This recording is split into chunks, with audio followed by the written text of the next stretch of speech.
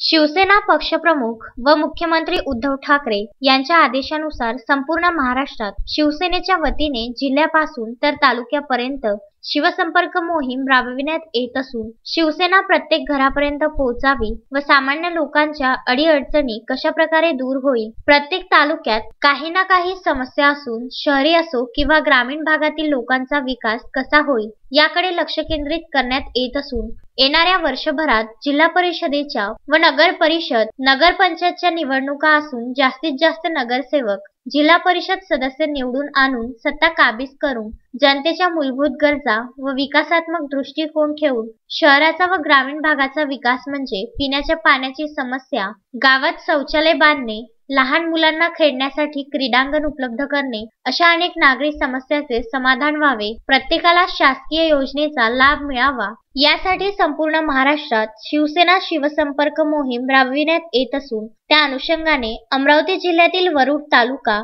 शिवसेनेच्या वतीने डॉक्टर पंजाबराव देशमुख सभागृहात मार्गदर्शन शिबिराचे आयोजन करण्यात आले होते। याकरिता विशेष उपस्थिती उपजिल्हा प्रमुख योगेश घारड, तालुका प्रमुख विजय निकम, शहर प्रमुख लीलाधर बेलसरे, माजी उपजिल्हा प्रमुख किशोर माहोरे, प्रभाकर काळे, मधुकर डोंगरे, सुभाष दवंडे, धीरज खोडसकर, राजू मानकर, रवींद्र कुबडे, राजा खोडसकर, शशी खेरडे, हेमलता कुबडे व शिवसेनेचे आजी माजी पदाधिकारी व कार्यकर्ते या प्रसंगी उपस्थित होते। रुपेश पांडे, विदर्भ न्यूज, वरुड।